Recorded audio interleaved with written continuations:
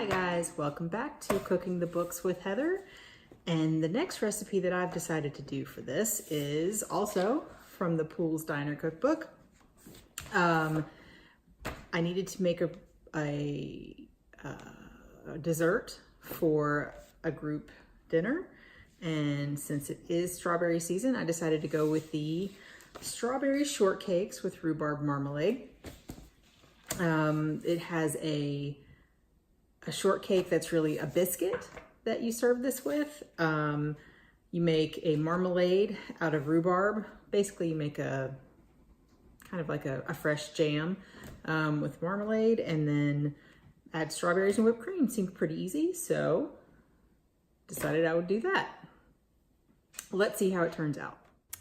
Hi.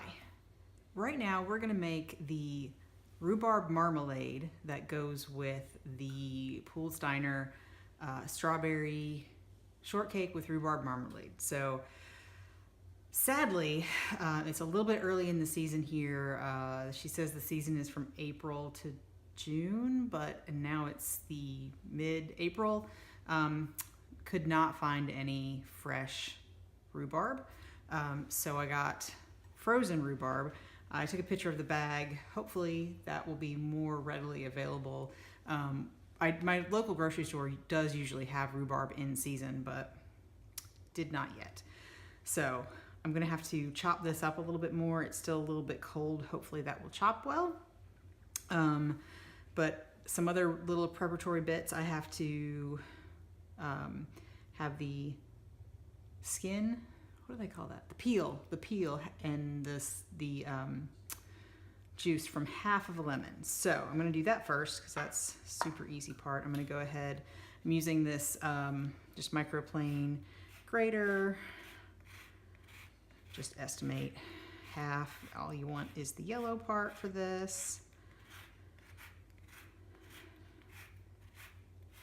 So I'm just gonna try to get about half. And that should be, yeah, that's about good. Put it in this bowl, and I'm going to put the lemon juice in that bowl as well. Just need half, and I have this little strainer here that's very useful. I'm going to strain because I know this has some seeds in it. So, and then we'll just have it all in one bowl ready to go when we start to cook the marmalade.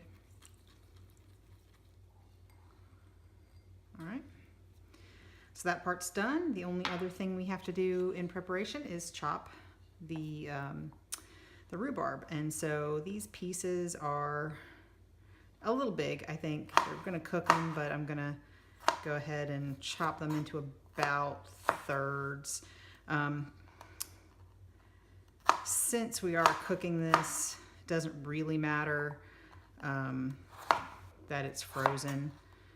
It's gonna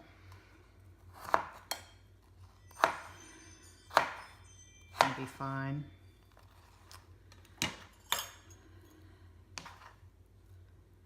And I'm measuring it because when I measured it as it was cut right out of the bag, it was about 3 cups, but I don't need quite 3 cups. So I just want to make sure I don't get too much.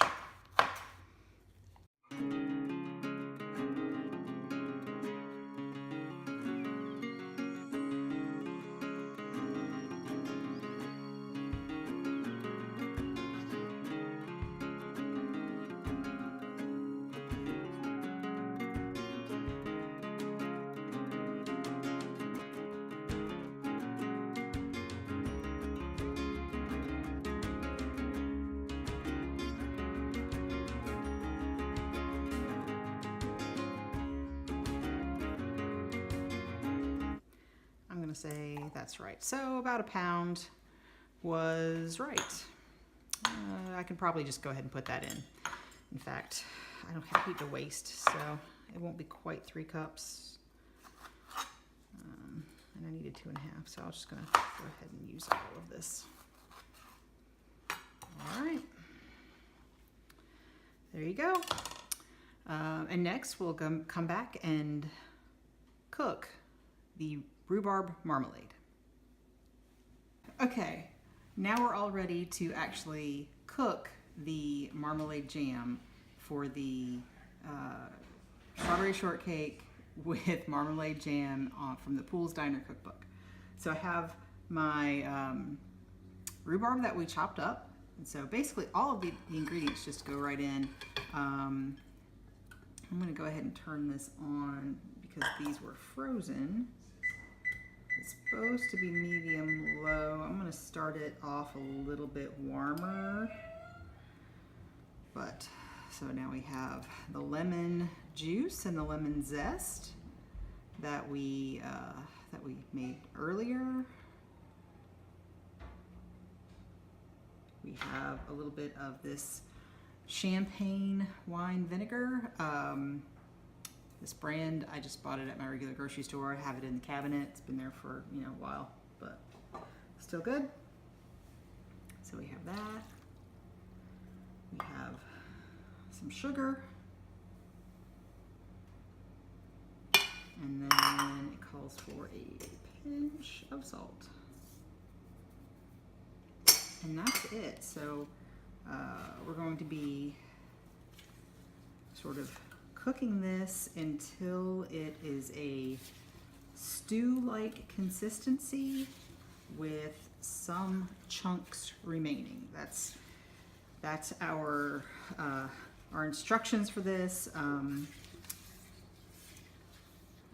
I've made jam before, so I think I know what it looks like, but I don't think I've ever made rhubarb jam or marmalade before. So we'll see how well this goes. 20 to 30 minutes seems like not enough to me, but you know, we'll see.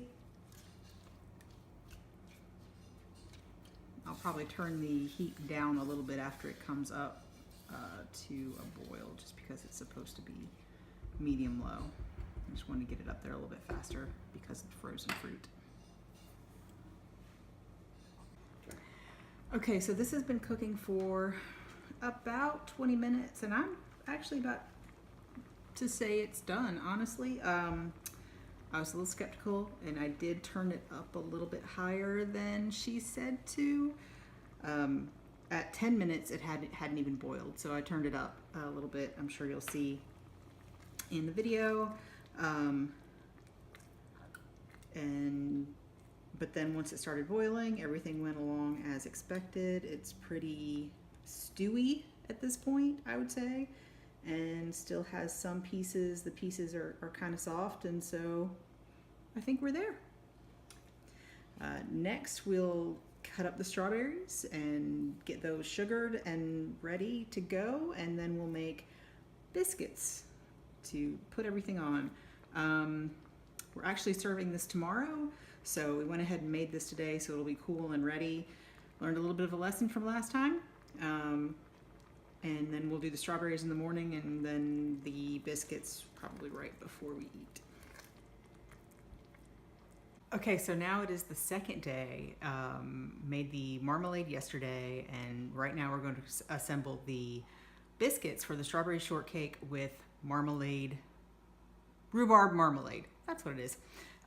So it's a really basic biscuit recipe, but a method I've not used before, so hopefully it will turn out well. I'm going to be making a batch and a half because I need to feed at least 14 people. The recipe feeds 12. So while the marmalade will be okay, I think there's extra of that. I need to make more biscuits and probably more strawberries. So I'm doing sort of a batch and a half. So I'm adding all my dry ingredients here. I've got self-rising flour in the bowl. I've got my measured cornmeal. This is supposed to be coarse cornmeal. I did the best I could with what I could find at the grocery store, so it's relatively fine, but not super fine, I guess. It was stone ground. I think I used House Autry brand. My flour is White Lily, which is what I almost always use for biscuits. There's some sugar, because it's a sweet biscuit. and then salt.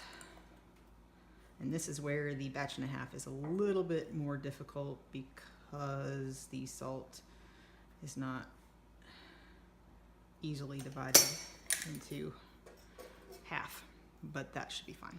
And now we're going to whisk all of the ingredients together. This is sort of in lieu of sifting. I do this a lot because it's just a lot easier than getting out the sifter and then having to wash the sifter. So it breaks up all the clumps and gets all the dry ingredients mixed together. You'll see, you might be able to see. So after a brief technical difficulty, so I'm whisking the dry ingredients to mix them up, and you might be able to see the flour is very fine.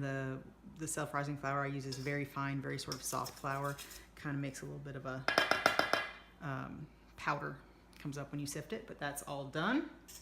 And now the part I have not done before, and I'm afraid I'm going to cut myself with. I have my box grater, which is very sharp. I have my butter, and we're going to grate this in. I have to be very careful because I have cut myself on this before. My butter is still, it was frozen. I took it out of the freezer this morning and put it in the refrigerator and just took it out for this. So it's supposed to be cold, unsalted butter. And you're supposed to use the largest holes on your box grater.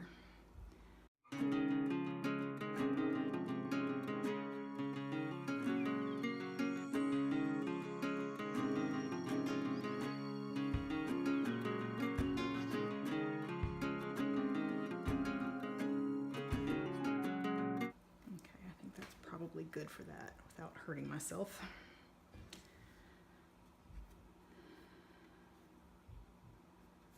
Trying to get all of it out of the box grater at this point is kind of difficult. All the little pieces that fell inside and hit the inside. Luckily the inside is not sharp. So there we go. That will be good for that. I'm just going to break these up with my fingers a little bit.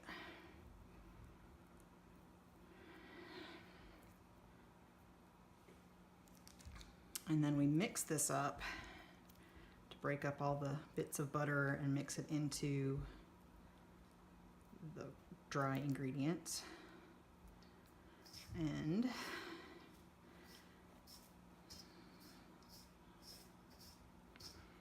make sure we don't have any big clumps. I think the big clumps we have are probably from that bit I did not grate. Ooh, I certainly see the clouds of flour. But okay, that looks good to me. And now this has to go in the refrigerator for an hour. So we'll do that and then we'll be back.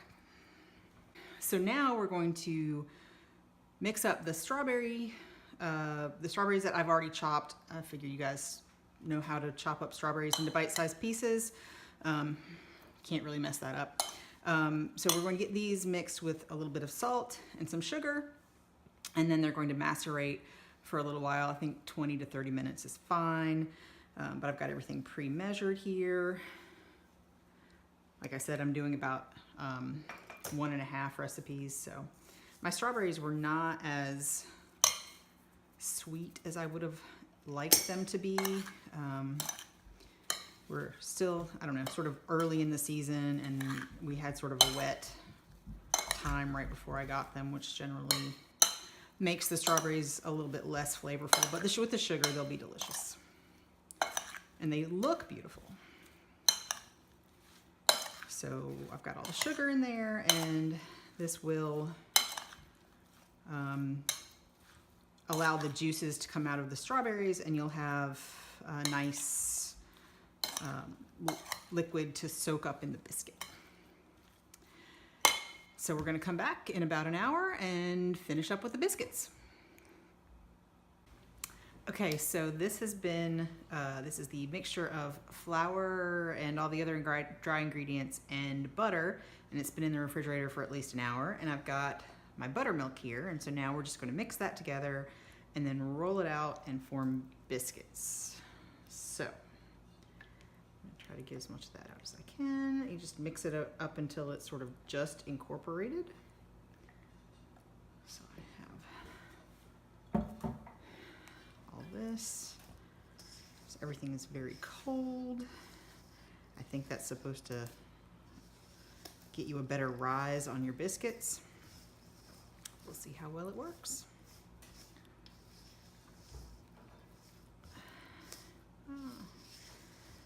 Not too worried about getting flour on my countertop because I'm about to put an awful lot of flour on it to roll them out. I think that's probably good. Everything else, I'll probably have to use my hands for the rest of this, but that's decent. All right, I'm gonna move this slightly to the side. I'm going for a 12 by 12 square here for the amount of biscuits I'm making. So I'm trying to flour at least that much of the surface. That looks even worse than just putting it out there. Oh well. All right. So now I'm gonna get my hands dirty. Get this incorporated. I know you guys can't see that, but kind of making sure all the little bits of flour that didn't get incorporated at the bottom do. This is very sticky right now. But then again, there are also some pieces here at the bottom that are dry. So.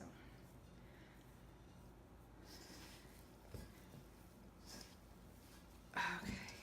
So now I'm going to put this all, oh my goodness.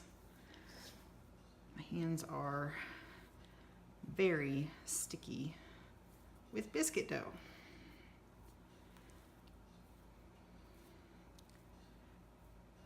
I will fix that in just a moment.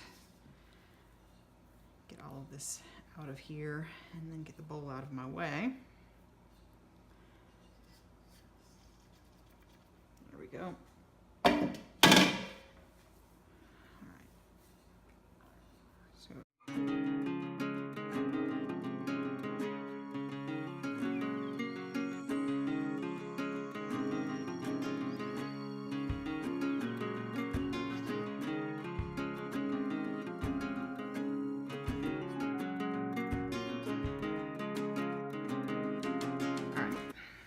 So I have my rolling pin here, just gonna sort of try to roll it out to a 12 by 12 square.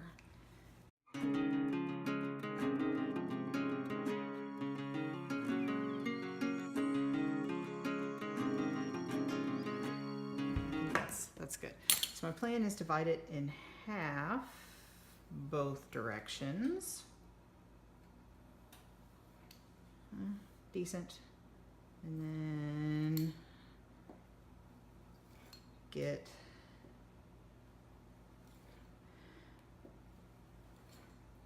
three, so that's, yeah. How many am I going for? I think this is right. They are not all the right size, but that's okay. All right. So now I'm going to put them on a baking sheet, and might take some of the smaller ones. I'm going to use a spatula to get these off of the countertop because I'm pretty sure they're a little sticky.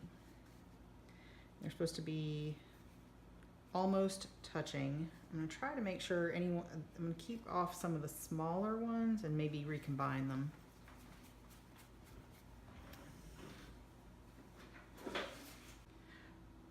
So we had a little discussion here, and yes, I believe I did this all wrong. And right now I can't think straight. So what I'm doing is just, we're going to go roll with it, and they're probably going to be a little bit small, and If we need to, we'll have 2 per serving or whatever. That's just how it's going to be.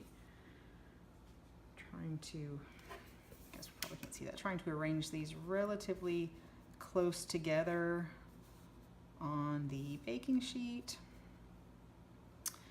Told you I wasn't going to do this over again. If I do it wrong, I do it wrong, because it's probably what you guys are going to do. Maybe.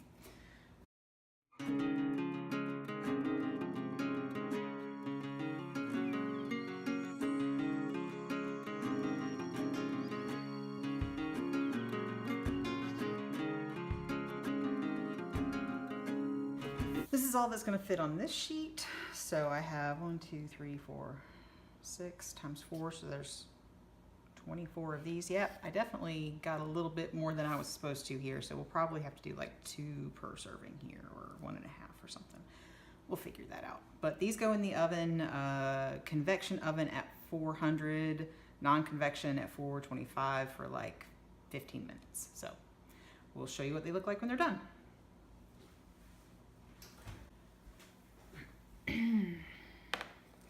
Okay, these are my cooked biscuits. They baked for about 15 minutes in a 400-degree convection oven, and they're supposed to be dark golden brown. I think that fits the bill.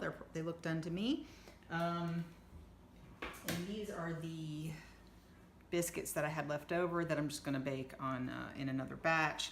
After some discussion, we realized that the original recipe does say to roll it into an 8x12 square and then cut them into 2-inch squares, which is 24 biscuits, even though the recipe says it serves 12 and tells you to serve 1 biscuit per person. I'm not sure how that works, because the math does not work out on that, and I wish I'd done that before I actually cut the biscuits. But there we go.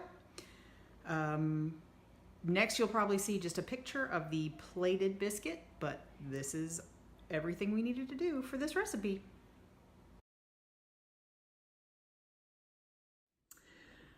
Okay, so we've just finished making the strawberry shortcakes with rhubarb marmalade from the Poole's Diner cookbook, and I do have to say the biscuits were delicious. The strawberries were good. I mean, strawberries with sugar, can't really go wrong there. The marmalade was good. It was a nice addition. The instructions for the biscuits were a little confusing because the recipe says it serves 12. The biscuits, however, tell you to roll it into an 8x12-inch rectangle and cut into 2-inch squares, which, doing the math, which I didn't do before I rolled it out, means that's 24 biscuits. But but to serve it, it says you serve 1 biscuit. So that part was a little confusing. I would like to see the biscuits thicker. So if I had done them,